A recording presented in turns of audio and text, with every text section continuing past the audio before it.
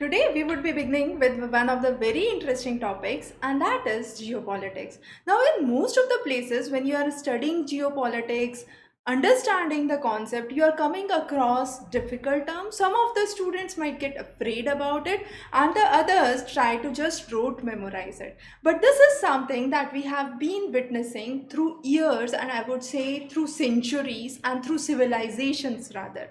Now, what we would be understanding today is a very interesting story of two kids who are classmates. Now, each of them have equal number of chocolates with them. The kid A, which we would actually try to replicate later with country A, so we'll understand that in a while. So here you have the kid A and kid B. Now the first child basically has 6 chocolates and the second child again has 6 chocolates. But the mother of child A says that don't eat lots of chocolates, not good for health. So what he does is he gives some of his chocolates to his friend. Now, this is something what actually happens on the globe. You might wonder how and how come we could relate some chocolates to the real geopolitical scenario. But that is something that is actually true. So here we have let's say example of a developed nation. So developed nations, what they usually do is they want to have certain finished products with them. But when it comes to processing, when it comes to manufacturing, when it comes to blue collar jobs, they transfer those opportunities to the countries which have more labor, which are labor intensive, which have more need, and which are ready to compromise themselves on some costs. And therefore, what actually comes in scenario is a north-south divide, which is well obvious with most of the fields. So here, the developed nations, rather than having their own carbon being emitted into their own atmospheres, they are transferring these jobs or these works, these resources. So this could be in the form of resources, it could be form of trade, it could be form of water or whatsoever. We would understand those one by one as we move further. But those works, those jobs are transferred to other nations, to developing nations and less developed nations. And as a result, all the issues and the burden lies on these nations, and here is where the real geopolitics comes. So those which are developed are well protected, however those which are developing have to bear the burden of it. Now let's take simple example. We have discussed this in our edition on down to earth on circular economy, where we have talked about the US Rwanda ties, and that was a story of the circular economy, where how second hand clothes have a huge market in Rwanda, and there is where all the second hand clothes are actually dumped from the developed world. Similar happens with waste. So all the waste processing units, all the recycling units, all the hazardous activities are more likely to be situated in the less developed nations or the developing nations, and they bear the burden of it. So this is a very basic perspective or a very basic understanding of how this geopolitics actually happens. So once you are all set with this, let's understand with some of the concepts in geopolitics that you might not have even thought about or might not have even wondered about. So let's first talk about what is an actual difference between a political geography versus a geopolitics. We have two terms that are commonly used, but how they are different. So when I say geopolitics, as we discussed in the example right now, what we are trying to understand is we are trying to have a situated knowledge. The developed nations have a situated knowledge in which countries their waste should go, in which countries the second-hand clothes should go, in which countries the waste recycling should go, and therefore they are able to have better off decisions. So when it comes to geopolitics, we are able to understand how things are actually moving, and therefore interrelated ties, interrelation between space and power becomes very, very critical.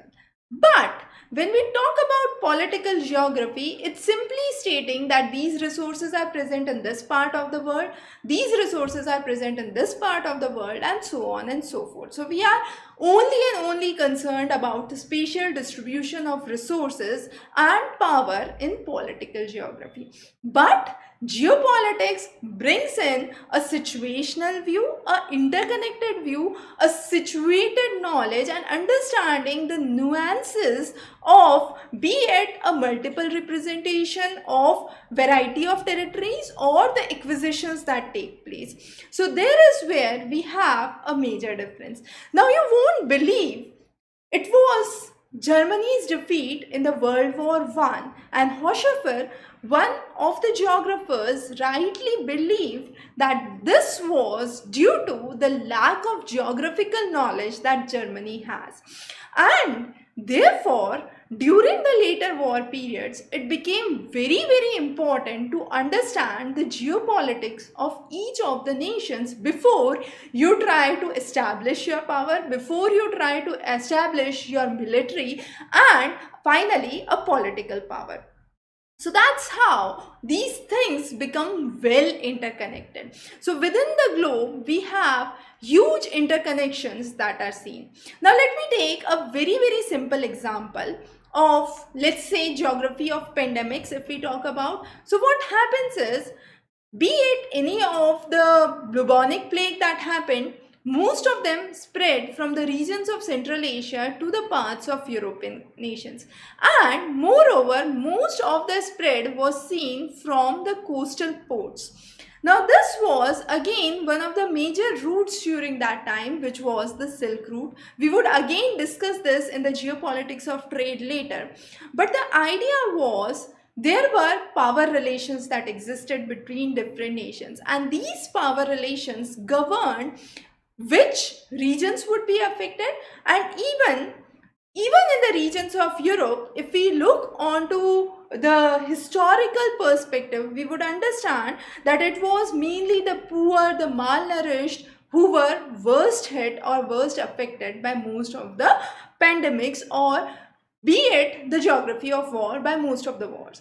So this is understanding how politics and the geographical knowledge together, when you have an interrelation of those, help you understand the nuances. So it was Kjellen who first coined the term geopolitics, and he coined the term in 1899, but it was much prior to that we have the concepts of geopolitics that have been around. So let's understand this with a very simple historical development, the evolution of civilizations. So we had two major civilizations. The first civilization that originated was the Mesopotamian civilization, which was in a fertile region, or we call it as a fertile crescent between the Tigris and the Euphrates river. Now this region that was there was one of the most agriculturally productive region during that time amidst all these desert areas. So you had numerous civilizations and numerous dynasties that existed. There were Sumerians, Babylonians, Assyrians, and so on. And later on, in the nearby areas in the region of Africa, you had Nile River, and here you had the Egyptian civilization that flourished. But these two civilizations witnessed a constant conflict, and this conflict was for resources, this conflict was for power, this conflict was for the water resources that existed. And therefore we can understand that the term geopolitics is new, but the concept has existed from civilizations in our society. Now this concept, as we try to explain, has been a part of the civilizations. You had constant invasions of Sumerians, Babylonians, and Assyrians in the regions of Egypt. And finally it was Alexander the Great who established the Alexandria, and you had the developments that was seen with the growth of Alexander. Now all these, during the past times, we would say, were more focused on generating power and more focused mainly primarily on resources. But With changing perspectives, changing times, this geopolitics has totally changed. And it has changed to a term which is commonly heard these days, and that is geopolitics of climate change, one of the most important geopolitical scenario that the world is going to witness in next few decades. So that is something that would be one of the major focus for the class today. Now, understanding the geopolitics of climate change is not that simple. We cannot just simply express that, understand that in mere words. It has much deeper roots that have gone through the decades of the process of industrialization.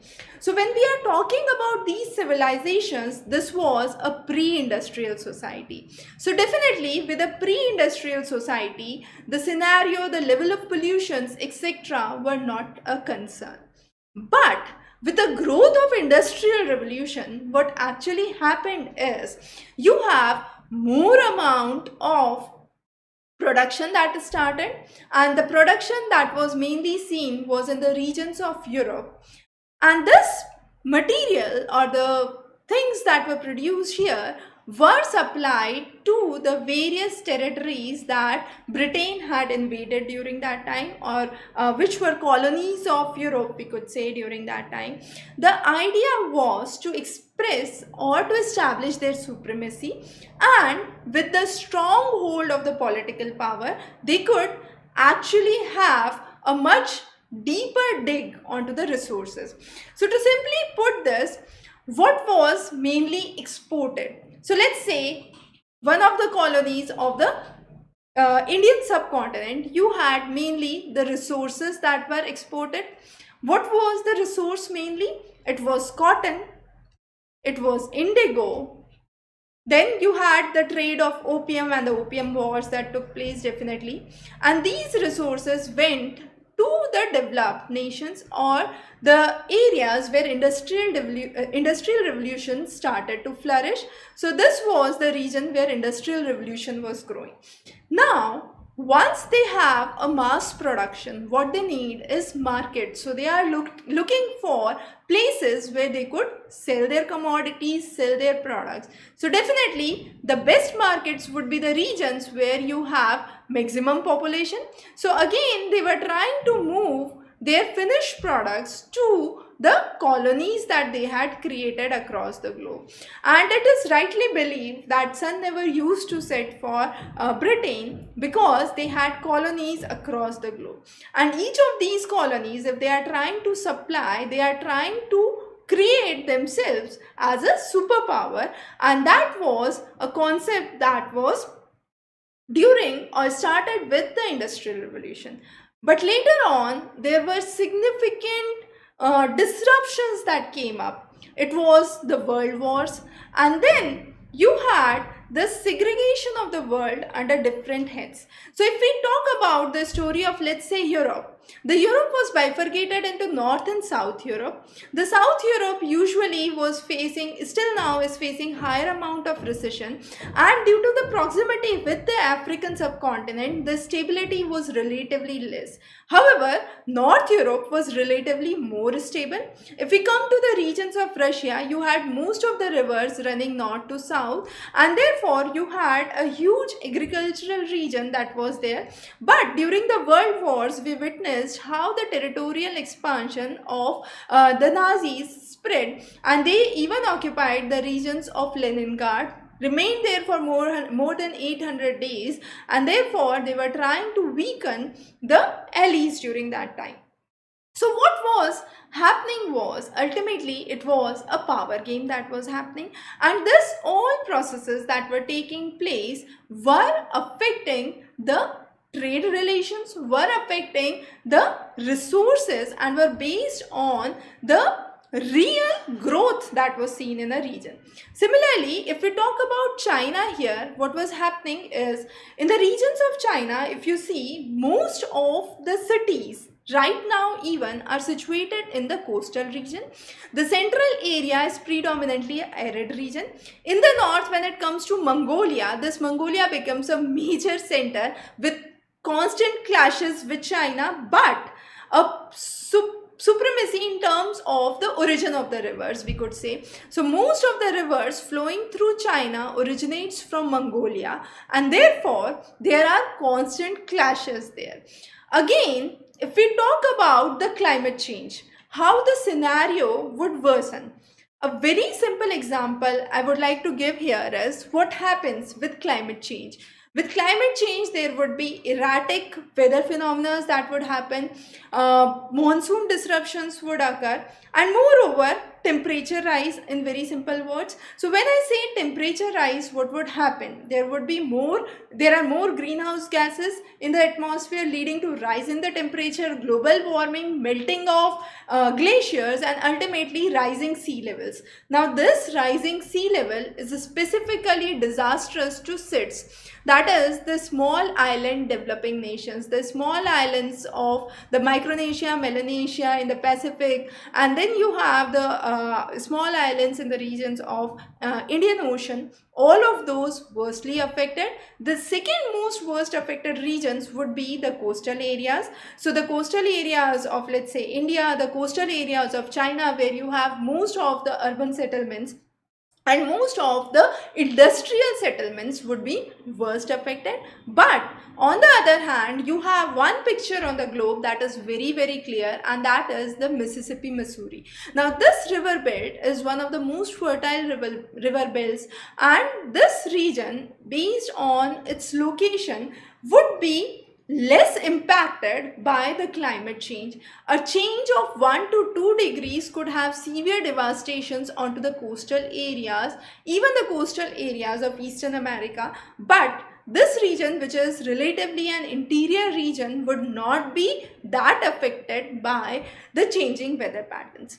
And therefore, again, a geopolitics comes into play. You have the impacts that are being pre-witnessed as to what is going to be the scenario in which of the nations, and based on that, some of the regions would start to gain power and would start to gain supremacy over others, and that's how you have the geopolitical scenario that moves. Now interestingly, there are three major scholars that we would discuss today. The first is John Agnew. Now John Agnew, he wrote the works on geopolitics and later on Mastering Spaces. His works are undisputedly some of the best works in geopolitics, and his works mainly focuses on how the movement actually occurs. So there were three things that he formulated. The first idea was the idea of containment. Now during the COVID period, you are well aware about the containment. So the idea was to prevent the expansion of hostile nations or hegemonic nations. It was mainly applicable to the region of Nazi government, to the Hitler and the Mussolini, that's mainly the Germany and the Italy during that time.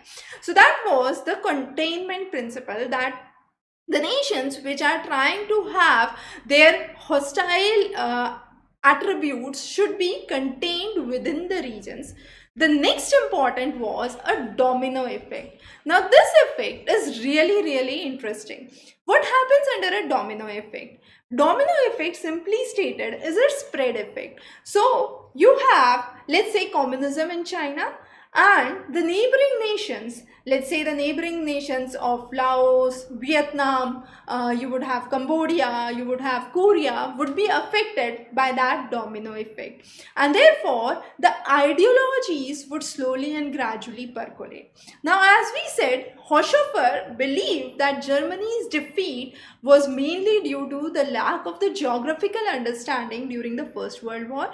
So what Hitler did prior to the Second World War, we could say, is when the region of Germany was squeezing up, he tried to increase the territory. But how? So the simple principle he applied was to search for or look out for the German speaking population. So he tried to find out the regions where you have German speaking population outside Germany, and slowly and gradually he was trying to capture the vicinity areas which had the German speaking population, and therefore his territory slowly and gradually started to expand, and that was the beginning of the foundations for the Second World War that took place.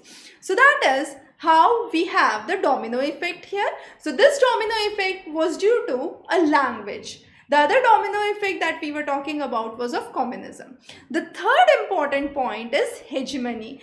Now hegemony was again one of the very important concepts that he laid, where he focused on the prevalent form of dominance of one state over other state. Now this could be, let's say, Middle East being dominated with oil. So that is one of the major ways under which Middle East is being dominated, and then you have other ways under which the domination was seen. So that is one of the most important aspects that we are trying to understand here. The next important scholar here was Sloan. Now Sloan basically believed in military spaces. So his idea was proper command, proper strategy, proper training could lead to expansion of the areas, and there is where once you have defeated the people around, you would be able to have more and more territories, you would be able to have better international relations, and you could be a power or a superpower. The next concept that was laid was by Gerhard Toal, and Gerhard Toal basically focused on an interesting concept of Bosnia remade, where he was focusing on the space and power concepts that were there. The next important concepts that were the next important concepts that was there was the concept of changing paradigm. Now, as we said, geopolitics already existed. We have a long history of geopolitics that was there.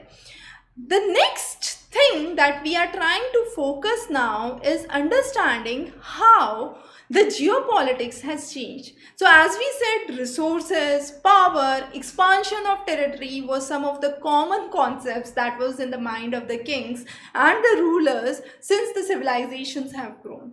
But what has changed as of now? The things that have changed as of now is climate change, and that is where we would focus most today.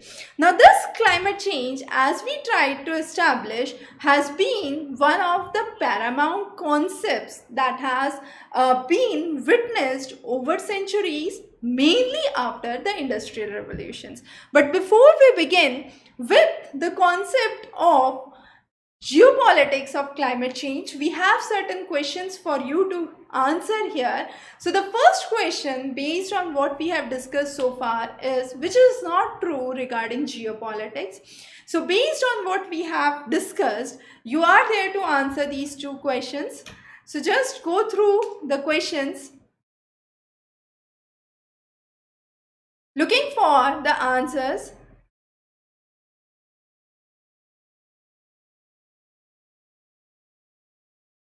So, right, we have a lot of answers here, and the concept here is, as we said, political geography focuses on, so right, Santanu has the right answer here. Now the political geography, as we said, talks about application of power on a given space. So that is what we are trying to understand here when we are trying to focus on a given space. But the remaining three, as we discussed, are the vision of the world around you, and that is a kind of interrelations and interdisciplinary approach.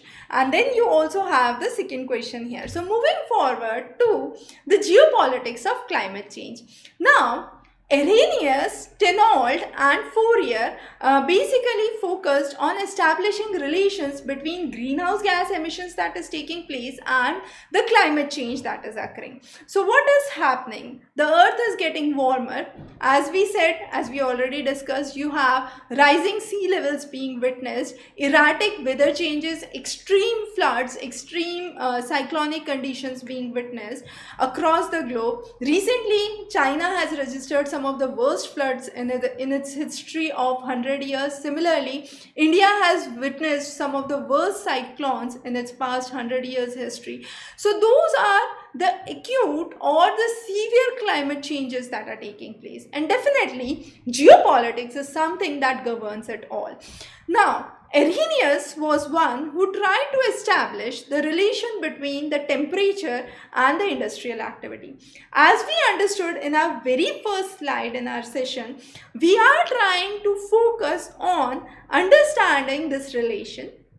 Now, as these nations which are developing have more industrial units, you have higher temperature generation in these regions, and therefore more climatic impacts that would be witnessed by these regions as compared to the other parts of the globe.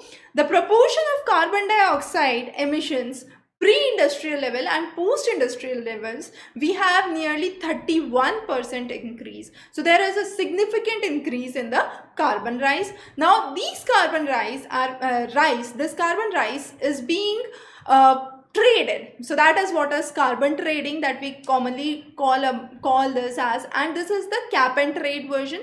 So what happens is the developed nations, they cut off or they emit less carbon into the atmosphere and they transfer those credits to the developing nations, and the developing nations ultimately have to buy these credits and they have to produce more. So all the industries, all the blue collar jobs, we could say, would go on to these regions which are already witnessing the worst of climatic impacts.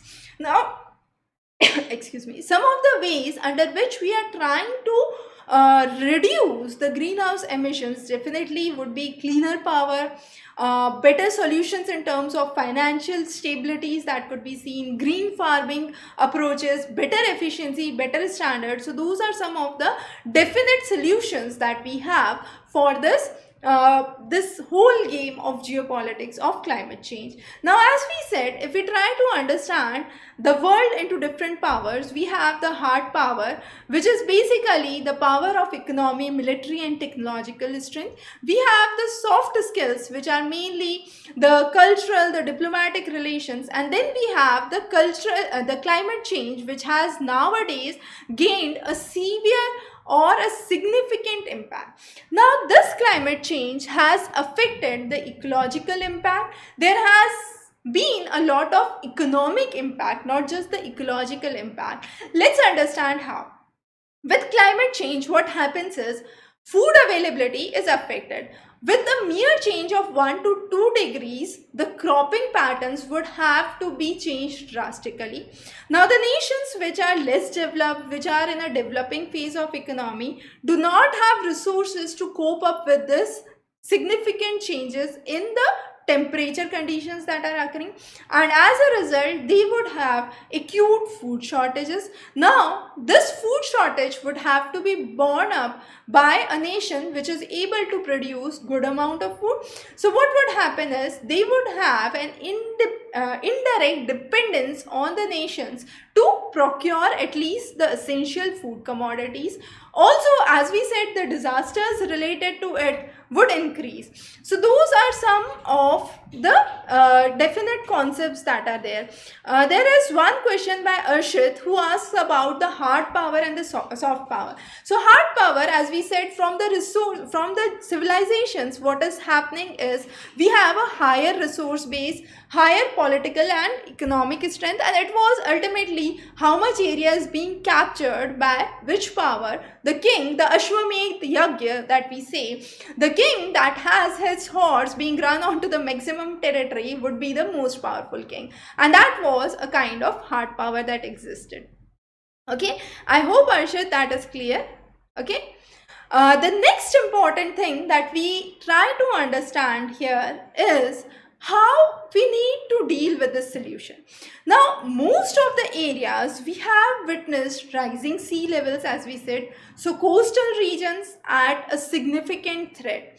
Now, again, we have seen the areas mainly in the regions of Syria, let's say, where rural agriculture is badly affected. So what is happening in that area of Syria?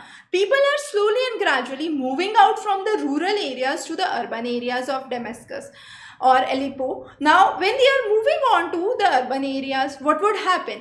Since they are moving to the urban areas, the urban population is increasing and the pressure of the population on the resources further increases. But the country is ultimately failing to produce its own food requirements, and there is again a kind of dependence that comes onto other nations. Similarly, many of the nations are also trying to basically create climate modification as a weapon or as a tool. A simple example would be one of the landlocked nations. Now, a landlocked nations being having no source of water, let's say, would be solely dependent on to the neighboring nations. If the neighboring nations are providing water on certain conditions, there could be two ways. There could be a scenario where they could charge extremely high for the water to create profit, as a private entrepreneur would do.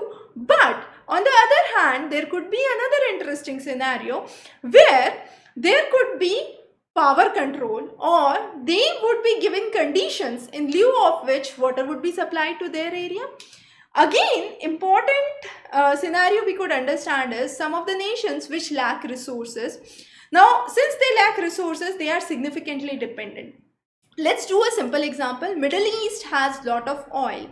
Now, since 2008, when fracking was discovered and you had shale oil being discovered in United States, you have nearly 140% of the production that increased.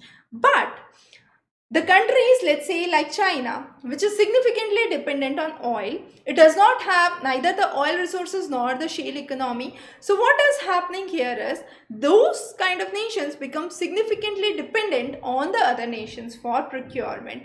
And there is where you again have a security threat that always looms with these nations. So under the International Environment Modification Convention that occurred, it was established that it is important to ban the use of environmental modification as a weapon of war. So it was very, very important to basically ban environmental modification and use it as a weapon for, be it a landlocked country as we explained, or be it a country which lacks resources. We gave the example of China here, lacking the resources of shale gas or oil. Now, the another important concept is what are the solutions further ahead. The first solution, as it's very, very visible to all of us, is technology. With cleaner energy, definitely the monopoly of the Middle East or the oil producing nations, the major oil producing nations we would understand in a while when we'll be talking about the geopolitics of oil, would be reduced, and the smaller countries can become self-independent or could become independent basically. The next important aspect is the north-south divide. So the increasing gap between the north-south divide as it is being witnessed by the world today would be reduced. So what could be the ways that could move forward for it? Geoengineering is one of the very good solutions to it. So we say that, let's say, carbon capture. So what we do under carbon capture is we basically extract all the carbon that is going into the atmosphere, we bury it deep underground, and when it is buried for years, it would turn into coal and a resource would be generated. In very simple summary language, we could say. The next important aspect is we can mimic the cooling effect that a volcano has, and that would lead to reduction in the amount of the greenhouse gases going into the atmosphere, and further reduce the level of the global warming that is occurring. So that is through geoengineering. And finally, very important is multilateralism, where we are trying to focus that rather than 2 or 3 major powers across the globe, we have multiple smaller countries which are coming ahead with their own power solutions, with their own technological solutions, and as a result their dependence on certain few producing areas reduces, and therefore you would have lesser conflicts that would be witnessed. Okay, so that is one of the major aspects that we focus here. The next important thing that we try to understand is carbon credits. Now, as we had already discussed in the example of the two boys and the movement of the chocolates, that was something that we have for carbon trading. So the developed nations which have the unused permits, they have extra amount of carbon that they have not actually expelled into the atmosphere. They would give those to the developing nations who require more work, who require more capital investments to come in, and therefore they are ready to have more pollution. They are ready to harm their local people, might be in very simple language if we try to put it. So what is actually happening is these credits are being transferred to the developing nations, and if we take an example, electricity and cement are some of the major players here. So electricity is one of the major sellers and cement is one of the major buyers of the carbon credits. However, as of now, we are slowly and gradually trying, India is gradually trying to shift towards fly ash as a substitute. So that is another way through which we are trying to basically move forward from buying of that carbon. So this is how the company or the country B actually works. So the developing nations try to buy the carbon credits. They are ready to have more carbon emissions into their atmospheres, and ultimately what is having an impact is an example of smog that is seen every winters in Delhi. As per the Lancet report, we have seen that an extensive amount of the 8 industrial clusters of Bhiwadi and closer to the regions of Gurgaon have witnessed higher amount of carbon emissions into the atmosphere. So that is how these developing nations are paying the cost for it. And definitely once you have higher amount of exhaust emissions going into the atmosphere, the impacts would be much more severe in these regions as compared to the regions which are trying to maintain their atmosphere relatively cleaner. So that is a simple way to understand how the geopolitics works for climate change. So again, we have certain questions here for you. So if you are able to answer these questions, you are all set with this, what we have discussed. If not, just go back and listen to that section again. In case you have further doubts, just put those in the comment and I'll be more than happy to answer those.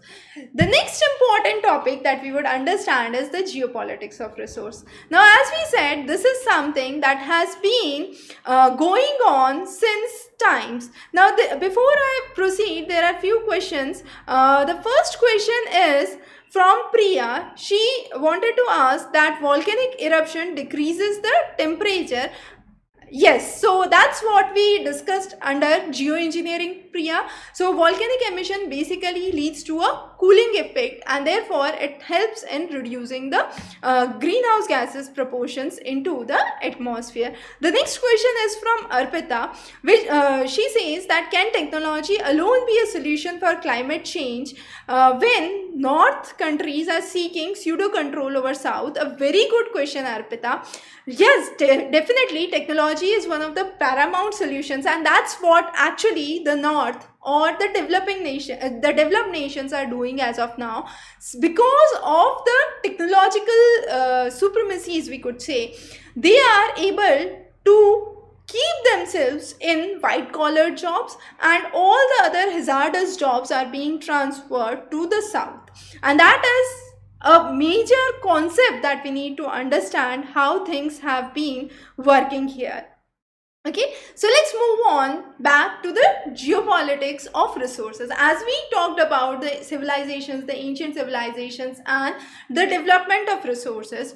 Now, resource development in very simple terms starts with the basis with the resource. So definitely a country should have resource in order to have a political supremacy there. Now, with more of resources, it gains higher economic strength. Once the economic strength increases, the country tries to push the military strength, and together you have a political power that develops. And that's what happened with the Middle East. But due to instabilities and due to internal conflicts that occurred, there were different issues that arose.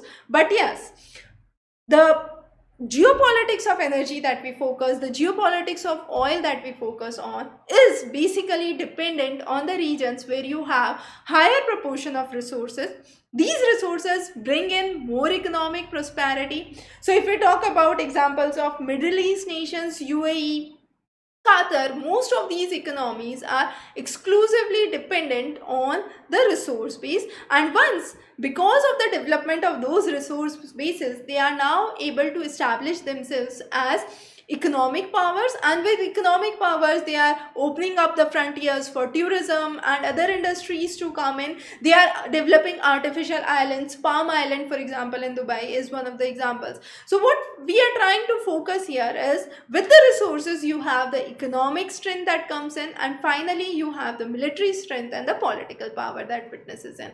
Now, why the nations or the powers focus on having a control over the resources? Now, when you have oil in the Middle East, there are constant eyes on the oil of Middle East by the various superpowers of the world.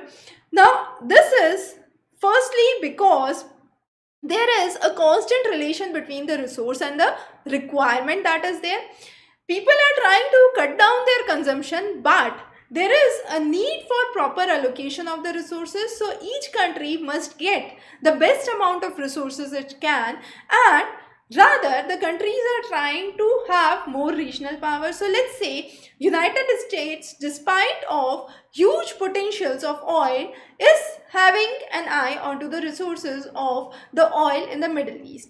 Now, trying to keep its potential resources safe for the exhaustion of the Middle East oil, you would have a political game that occurs there, and this is how a geopolitical scenario starts to develop. Similarly, if we look about onto the region of China, if we focus, as we said, has most development along the coastlines. So South China Sea dispute is one of the major disputes. The reason being, more than 40 countries are trying to get into the resources in the South China Sea. And if China looks onto the other side on the land, there are two major things. First is the inhospitable climate that exists. So it's very difficult to build roads, build infrastructures through that inhospitable or difficult terrain, we could say. The second is the autonomous region of Uyghurs, so Xinjiang province, and that is the Uyghur population, and that having a constant conflict with China or the Han population is resulting in poor connectivity towards the land routes.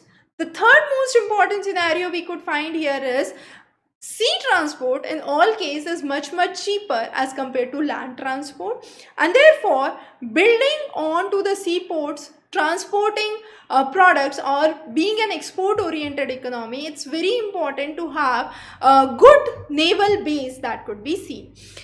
The next important development when we are on China, we could understand, is the string of pearls. Now, when you have the whole of the Indian Ocean region, what is happening? China is trying to establish its powers in the regions of Myanmar, Bangladesh, then you have regions of Sri Lanka, then the Gadar port in the regions of Pakistan, then the regions further beyond Pakistan in the regions of Afghanistan.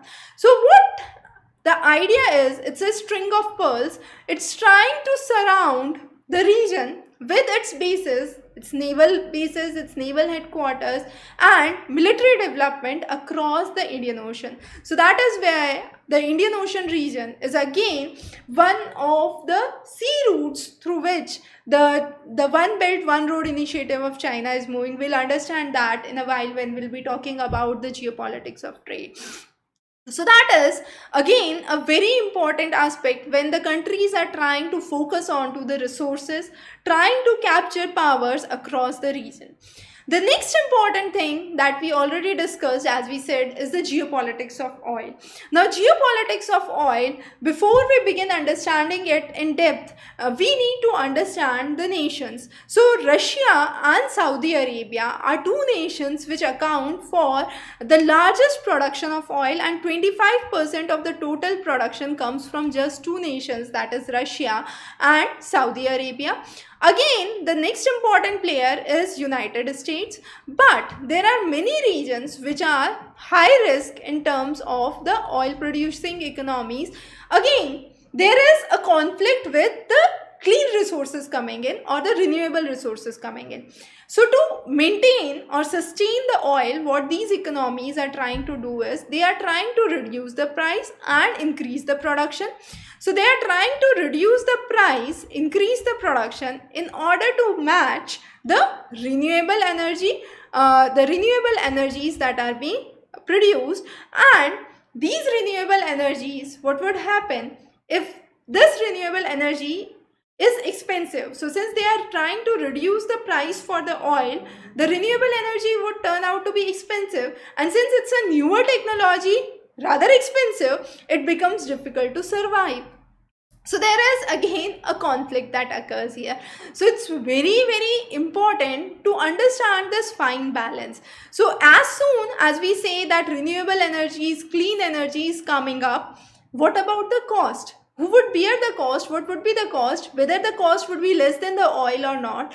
So that is all the economics that comes into play, and this economics again becomes very important when it comes to geopolitical supremacies. The next important is the gas reserves in Turkmenistan, Iran, Russia, which are again important. So it's not just the oil, but it is again the gas reserves that are important.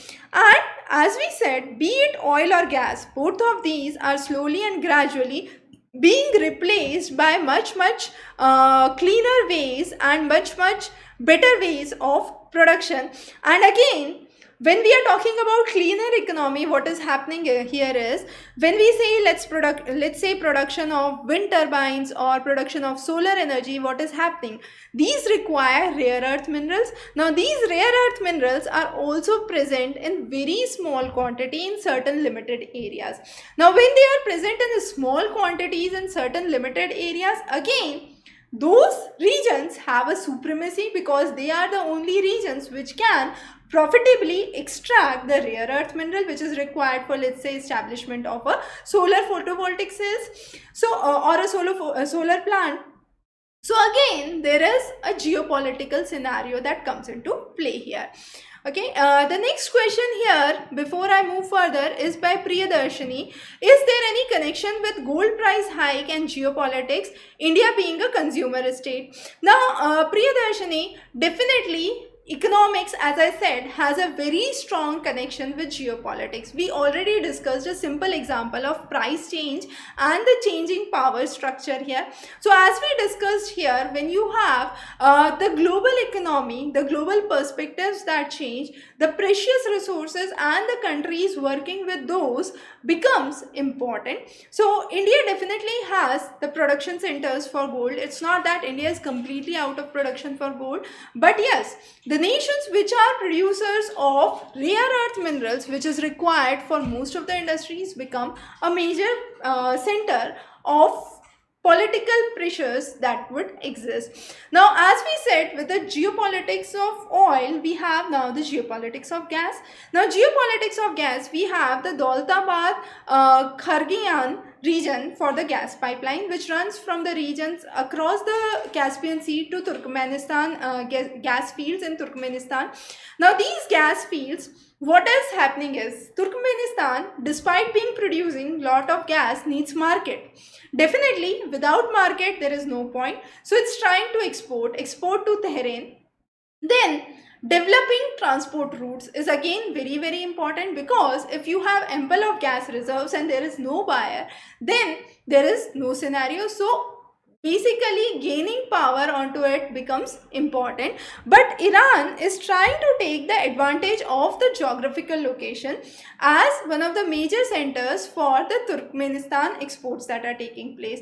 So that is again one of the major issues that we have here.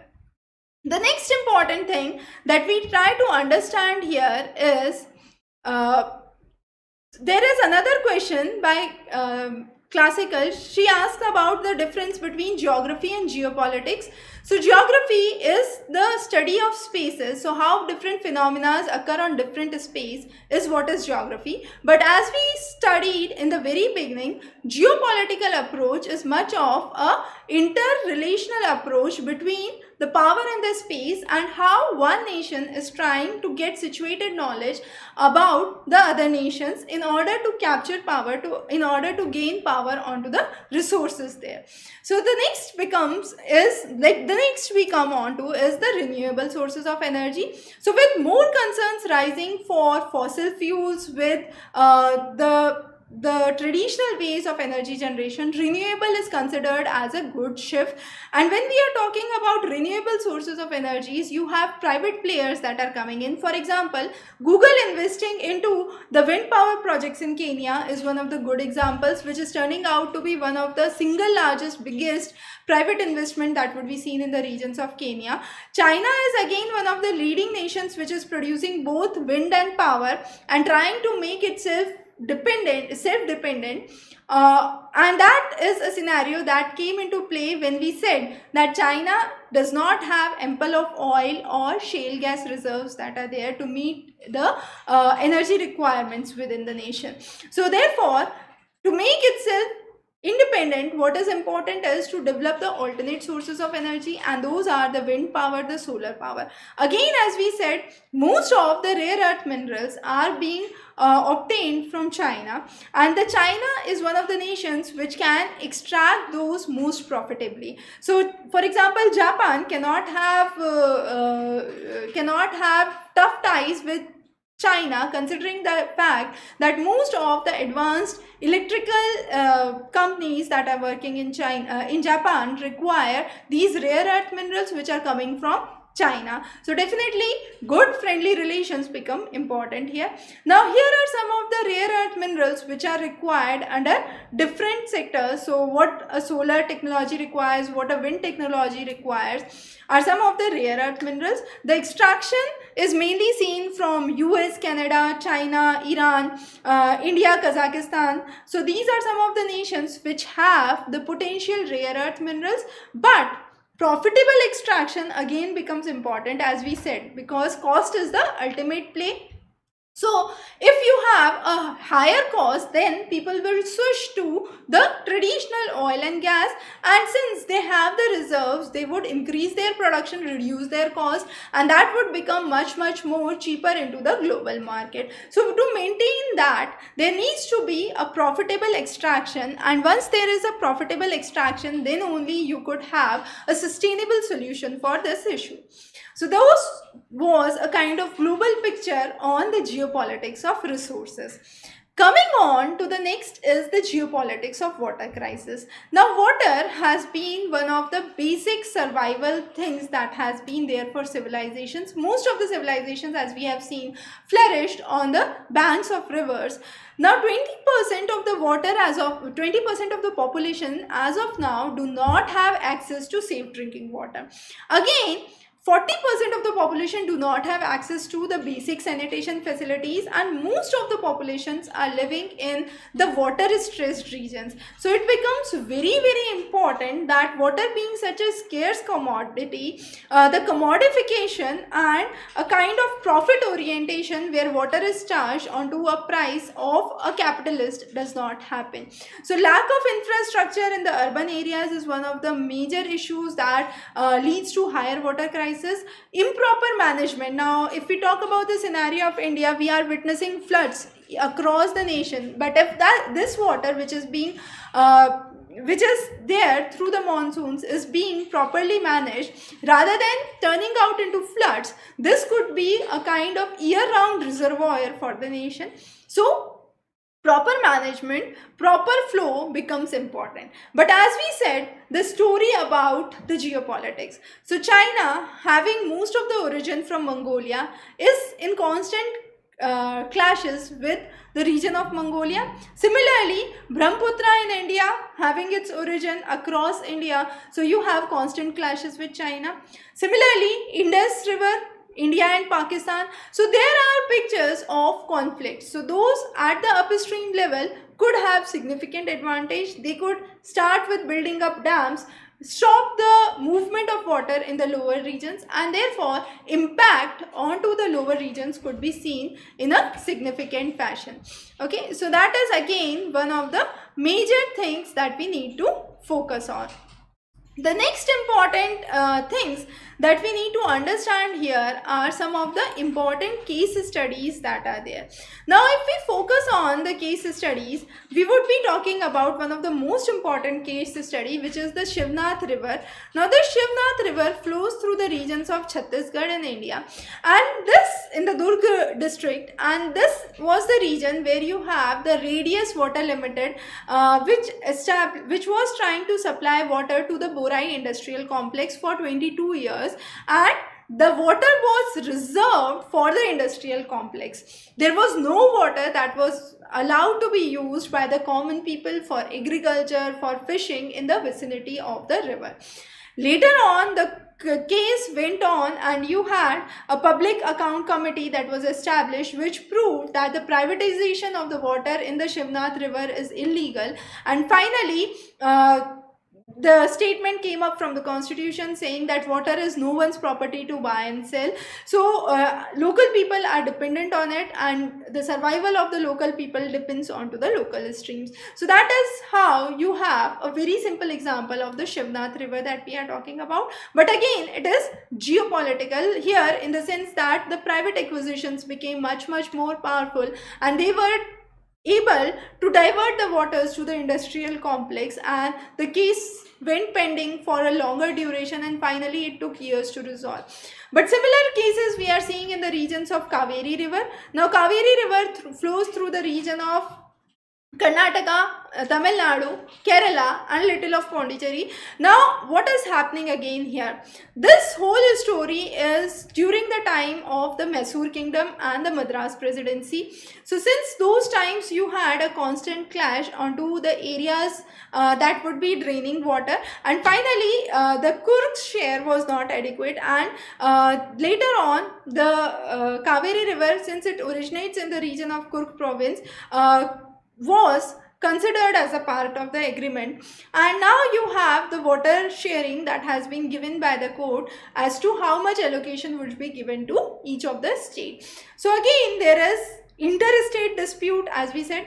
Then you have across nations dispute, the case of the Indus Water Treaty. You have the Brahmaputra River. Then again, if we look onto the global picture, you have Nile River flowing through the regions of Egypt, Sudan. Now, each of the territories trying to conserve most of the water in their regions and not allowing water to flow into the next nations is again a major concern. So those are some of the issues which lead to water crisis. And as we said, water being basis for civilization, for agriculture, for industrial growth of most of the nations, the issues revolving around water have been very important. So the first kind of treaty that was done was between the two Sumerian cities of Lagash and Umma during the Mesopotamian civilization, and they agreed to have the division of the waters from the Tigris River, the two rivers, the Tigris and the Euphrates, that were flowing through it. And from the Tigris River, they were trying to have an agreement onto the amount of water being used. But later on, this did not stop. You had numerous conventions and numerous treaties that came into priorities, and there is the kind of distribution of water that should occur, how it should occur, what is the proper transboundary management that should take place, what are the major distribution areas, the focus areas that should come into play. Okay, so that is again very important to understand and focus here. Okay. The next important topic that we would be focusing today, indeed the last topic of geopolitics that we would be covering today, is the geopolitics of trade. Now, the geopolitics of trade has changed drastically over the years. Initially, it was a free trade. Now, free trade means the goods were produced in the countries and they were freely traded. Now, this concept of free trade was based on the Ricardo's comparative cost advantage theory in economics that we have studied. So, we have the link here. Now, this Ricardo's theory believed that each of the nation would be efficient in production of certain quantity of things that would be there, and everyone would be benefiting from it. So let's say I have better production of almonds and the other nation has better production of cashews. We could mutually exchange it. So I have the lowest cost for it and for almonds, and the other country has the lowest cost for cashews that is there. Now, this concept that Ricardo laid down, however, ignored that there would be reduction in the price, and the reduction on the price would also lead to reduction of the purchasing power of an individual. So ultimately there could be a scenario that no one is left to buy. So to change this scenario, in the recent economies, we have a shift from a free trade to a market access. And when we say market access economy, what we are trying to do is we are trying to open out our borders for foreign countries to bring in investment, to bring in capital, to bring in development, irrespective of the location of the firm that is there. So that becomes a modern day pattern of the trade, which is much more viable and is a part of the process of globalization. So India, after 1990s, after the LPG reforms, we have come up with a market access economy. We have much broader growth in terms of developments that is seen in the market access. The next important thing that we try to understand under geopolitics is the various trade agreements that come into play. Now, these trade agreements go through the various international organizations and the treaties being laid down by them. So, IMF, International Monetary Fund, World Bank, WTO, that's the World Trade Organization, are some of the major role players here, and they are the ones who are basically governing the rules and the criterias for the trade relations to exist. So a better trade relation would ultimately be one of the major focuses that would be there. Now here again, coming back to the same story of the One Belt One Road initiative by China, we have the two silk routes. One is the land route and the other is the maritime route. Now, if we see this again, as we mentioned before, these are the areas which are part of the string of pearl operation of China, and Gadar is one of the major ports. Now, here what we are trying to focus is the naval supremacy and the military power in this area is being strengthened. Again, these nations being smaller nations, what is happening is you are trying to have more capital inflow, but they are accepting the capital inflow from China, but they may or may not agree to what the Chinese plan is. So that is again another important concern that occurs. And then we also have the trade route through the land. Now the Urumqi, which is one of the major centers, which was historically one of the major frontiers between with the Chinas to the Europe, as a part of the ancient Silk Route, has been important. And finally you have the path through which the movement took place till Europe. And it was not just that you had trade relations through this route, but most of the spread of pandemics that have occurred in the history were also through these routes only. So be it through the ships that were going into the Venice region, being quarantined there for 40 days before being unloaded, and there is where you have the origin of the word quaranta or quarantine that started with the first bubonic plagues that had occurred in the history. So there had been a kind of constant geopolitical scenario that has been occurring across the territories and across the regions. So that is one of the most important aspects. So with this we try to understand how various trade blocks. So there is another question that is there regarding the trade blocks. So definitely trade blocks is one of the important topics that we would be covering in our subsequent lectures later. But what we are trying to understand now is how the political situation, how the resource availabilities, and has created power scenarios for certain nations, and certain nations are trying to establish their supremacy. So some of the important solutions that we need to go forward with is firstly moving from hegemony of few nations or the expansionist policies of few nations to the self-dependencies of the nations that we focus on. And secondly is viable alternate cleaner resources which could significantly reduce the impacts of the climate change that is occurring and the harms of the climate change that is being witnessed by the LDCs. So those was some of the basic aspects that we have covered in this lecture. We would be covering many such interesting lectures in the coming sessions. So stay tuned for many more updates. Have a wonderful day ahead.